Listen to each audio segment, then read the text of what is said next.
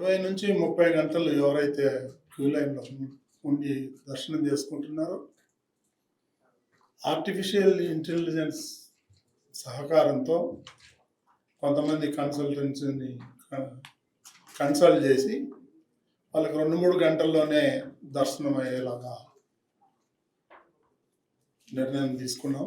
అన్యమతస్థులు ఎవరైతే టీటీడీలో పనిచేస్తున్నారో వాళ్ళకి మొట్టమొదటిసారిగా వాళ్ళని పిలిపించి వాళ్ళతో కన్సల్ట్ చేసి వాళ్ళకి విఆర్ఎస్ అయితే విఆర్ఎస్ ఇచ్చి, లేకపోతే గవర్నమెంట్తో మాట్లాడి వాళ్ళని మున్సిపాలిటీలో కానీ రెవెన్యూలో కానీ వేరే డిపార్ట్మెంట్లు ట్రాన్స్ఫర్ చేయాలని చెప్పేసి బోర్డు నిర్ణయం తీసుకుంది. ఈ తిరుమలలో డంపింగ్ యాడ్ అవుతుంది. నేను మొట్టమొదటిసారి దాన్ని సందర్శించడం జరిగింది. అది 3-4 నెలలలో మొత్తం క్లియర్ చేయాలని చెప్పేసి అధికారులను ఆదేశించాలని బోర్డు నిర్ణయం తీసుకుంది. ముఖ్యమంత్రి చంద్రబాబు నాయుడు గారి హయాంలో ఈ గరుడ వారధి ఏదైతే ఉందో ఆయన స్టార్ట్ చేశారు. దాన్ని గత ప్రభుత్వం పేరు మార్చడం జరిగింది. కాబట్టి దాన్ని మళ్ళీ సేమ్ పేరు గరుడ వారధిగా నియమించాలని, పేరు పెట్టాలని చెప్పేసి నిర్ణయం తీసుకున్నాం. ఈ అలిపిరిలో ఏదైతే 20 ఎకరాలు భూమిలో టూరిజం వాళ్ళకి అలాట్ చేయడం జరిగింది అటవీ శాఖ, అక్కడ గతంలో చంద్రబాబు నాయుడు దేవలోకం అనే ఒక ప్రాజెక్టుని ప్రారంభించాలని ఒక మంచి ఆలోచనతోని వారు ప్రారంభిస్తే దాన్ని ఇప్పుడు కొన్ని చేతులు మారి ముంతాజ్ అనే హోటల్ 5 స్టార్ హోటల్ కన్స్ట్రక్షన్ కోసం ప్రయత్నాలు జరిగినాయి. అది కొండకు ఆనుకొనే ఉంది కాబట్టి అది హిందువుల యొక్క మనోభావాలు దెబ్బతింటాయి. దాన్ని మేము సుదీర్ఘంగా చర్చించాం. దాన్ని ఆ ప్రభుత్వం అది భూమి అయితే ఉందో దాన్ని టీటీడీకి హ్యాండ్ ఓవర్ చేయమని చెప్పేసి గవర్నమెంట్కి రిక్వెస్ట్ చేయాలని చెప్పేసి బోర్డు నిర్ణయం తీసుకుంది. తిరుమలలో ఎవరైతే భక్తులు వస్తారో వాళ్ళు దర్శనం చేసుకొని వెళ్ళేటప్పుడు ప్రెస్ మీట్లో రాజకీయాలు మాట్లాడుతున్నారు. అది పూర్తిగా నిషేధించాలని చెప్పేసి నిర్ణయం తీసుకున్నాం. అవసరమైతే కేసులు పెట్టాలని కూడా నిర్ణయం తీసుకున్నాం. ఇకపోతే ఈ స్థానికులు అయితే ఎవరైతే తిరుపతిలో నివాసం ఉంటున్నారో వాళ్ళకి గతంలో నెలకు ఒకసారి ఫస్ట్ ట్యూస్డే వాళ్ళకి దర్శనం కల్పించేవారు. ఈ మధ్యన దాన్ని రద్దు చేశారు. దాన్ని తిరిగి పునరుద్ధరించాలని చెప్పేసి నిర్ణయం తీసుకున్నాం. నెలలో మొదటి మంగళవారం వాళ్ళకి ఈ దర్శన భాగ్యం కల్పించాలని నిర్ణయం తీసుకున్నాం.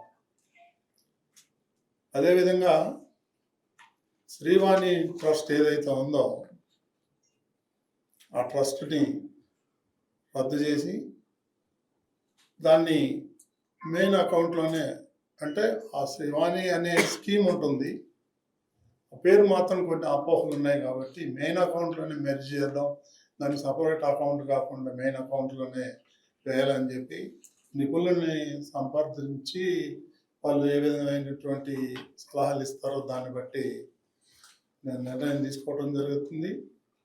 అదేవిధంగా ఈ ప్రైవేట్ బ్యాంకుల్లో ఏదైతే డిపాజిట్లు కొన్ని ఉన్నాయో దాన్ని మన ఆడిటర్స్ వాళ్ళతో సంప్రదించి దాన్ని గవర్నమెంట్ బ్యాంకుల్లో వేయాలని చెప్పేసి కూడా నిర్ణయం తీసుకోవడం జరిగింది.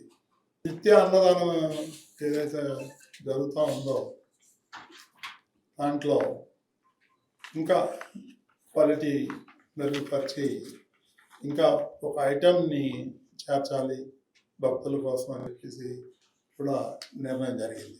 ఈ శ్రీవారి లడ్డు ప్రసాదం లో వాడేటువంటి నెయ్యి ఏదైతే ఉందో దాన్ని ఇంకా మెరుగుపరచాలని, మంచి క్వాలిటీ నెయ్యి కొనాలని బోర్డు నిర్ణయం తీసుకోవడం జరిగింది.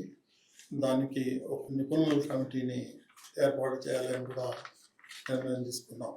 ఈ అడ్మినిస్ట్రేటివ్ పరమైనటువంటి కొన్ని ఉన్నాయి. ఈ టిటిడిలో పనిచేసినటువంటి ఎంప్లాయీస్ ఎవరైతే ఉన్నారో ఈ బ్రహ్మోత్సవాల బహుమానం కింద ఇదివరకు 14,000 ఉన్నది 15,400 ఇవ్వాలని నిర్ణయం తీసుకున్నాం. అట్లాగే అవుట్ సోర్సింగ్ ఎంప్లాయీస్ కూడా 7,535 రూపాయలు పెంచాలని చెప్పేసి కూడా నిర్ణయం తీసుకున్నాం. ఇప్పుడు శారదా పీఠం ఏదైతే మనం ల్యాండ్ అలాట్ చేసామో వాళ్ళు 100కి 100 రూపాయలు ఏదైతే కండిషన్స్ ఉన్నాయో అవన్నీ కూడా వైలేట్ చేయడం జరిగింది. దాని మీద నిపుణులు కమిటీ చేస్తే ఆ కమిటీ కూడా ఒక రిపోర్ట్ ఇచ్చింది. దాని మీద 100% వాళ్ళు వైలేట్ చేశారు. కాబట్టి దాన్ని పూర్తిగా రద్దు చేసి మళ్ళీ తిరుమలకి హ్యాండ్ ఓవర్ చేసుకునే విధంగా బోర్డు తీర్మానం చేయడం జరిగింది.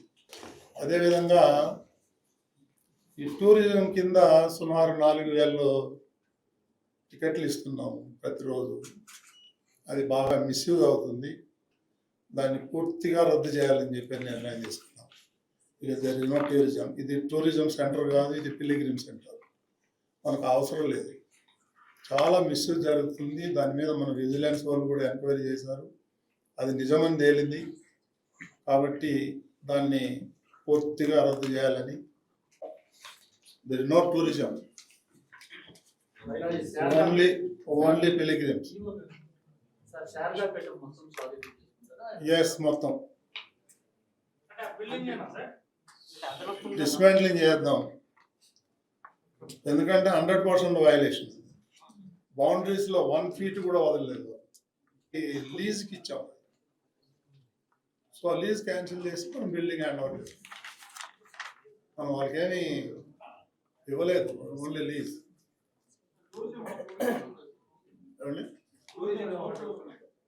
టెంపుల్లో ఏదైతే ఉందో గుళ్ళో, తర్వాత పోర్టు వంటశాల ఏదైతే ఉందో దాంట్లో బాగా హెవీ లీకేజెస్ ఉన్నాయి.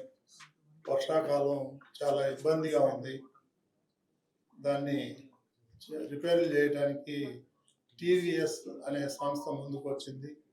వాళ్ళు ఫ్రీగా చేస్తామని చెప్పి ముందుకు వచ్చారు. వాళ్ళకి అది ఇవ్వటం జరిగింది.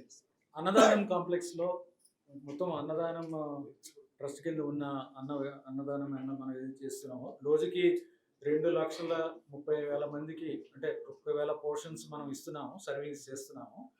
ఈ అన్నదానం కాంప్లెక్స్ని మోడర్నైజ్ చేయాలి. వచ్చే 25 సంవత్సరాల వరకు ప్రజలకి, భక్తులకి ఇబ్బంది ఉండకూడదు అనే ఉద్దేశంతో ఈ టీవీఎస్ మోటార్స్ వాళ్ళకున్న ఎక్స్పీరియన్స్తో వాళ్ళ కన్సల్టెన్సీ తీసుకొని ఈ ఎక్విప్మెంట్ని మోడర్నైజ్ చేయడం, అలాగే ఇక్కడున్న అన్ని వ్యవస్థలు, స్టోరేజ్ నుంచి సర్వింగ్ దాకా, సర్వింగ్, శానిటేషన్, అన్ని విధాలుగా కూడా ఫుడ్ సేఫ్టీ ఇవన్నీ కూడా స్టడీ చేసి ఏ విధంగా వచ్చే 25 సంవత్సరాల వరకు ఏ విధమైన ఇబ్బంది లేకుండా చేయాలి అనే దాని మీద వాళ్ళ కన్సల్టెన్సీ సర్వీసెస్ ఇస్తున్నారు.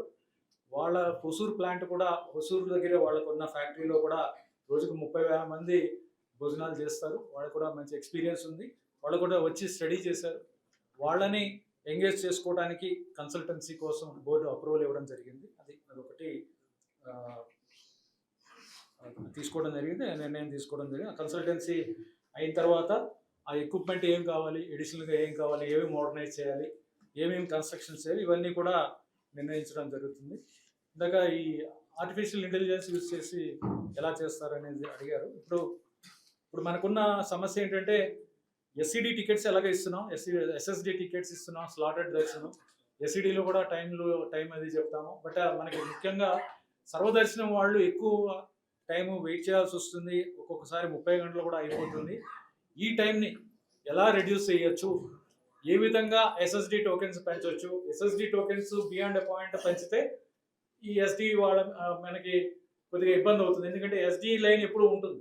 సో ఎలా బ్యాలెన్స్ చేయొచ్చు, అలా తర్వాత మిగిలిన సర్వీసులు కూడా ఇస్తున్నాం మనకి.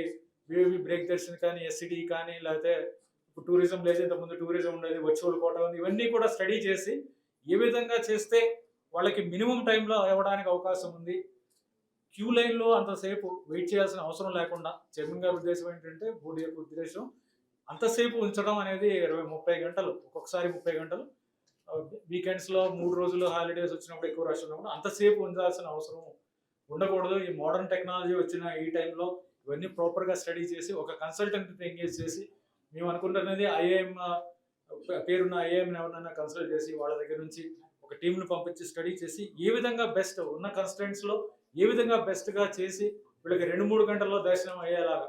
అంటే రాగానే వెంటనే దర్శనం అవ్వదు, 2-3 గంటలు అంటే వర్చువల్ క్యూ ఎలా అయితే ఎస్ఎస్డి వాళ్ళకి రేపు పొద్దున్న మరి 11 గంటలకు రావాలని అలా ఇస్తున్నాం, అలాగే ఏ విధంగా అందరికీ కూడా అలా ఇచ్చి ఈ ఫిజికల్ క్యూలో అంతసేపు ఉండాల్సిన అవసరం ఉండకూడదు అనేది బోర్డు యొక్క ఉద్దేశం. దాని ప్రకారం ఈ ఆర్టిఫిషియల్ ఇంటెలిజెన్స్ కానీ, లేకపోతే మోడర్న్ టెక్నాలజీని యూజ్ చేసి స్టడీ చేసి చేయడం అనేది ఉద్దేశం. అది టెక్నాలజీ ఎక్స్పర్ట్స్ చెప్పాలి. ఈ క్యూ లైన్ మేనేజ్మెంట్ మీద ఆపరేషన్ రీసెర్చ్ ఇవన్నీ మేనేజ్మెంట్ ఐఏఎంస్ ఇవన్నీ స్టడీ చేస్తూ ఉంటారు. ఇది కాంప్లెక్స్ ప్రాబ్లం, చాలా కాంప్లెక్స్ ప్రాబ్లం. ఆర్టిఫిషియల్ ఇంటెలిజెన్స్ అనేది ఎందుకు చెప్తున్నాం అంటే, ఇది మన బుర్రకి అందని సమస్య. అంటే చాలా డైమెన్షన్స్ ఉంటాయి, ఆ డైమెన్షన్స్ నుంచి ఆలోచించాలి కాబట్టి ఆర్టిఫిషియల్ ఇంటెలిజెన్స్ అనేది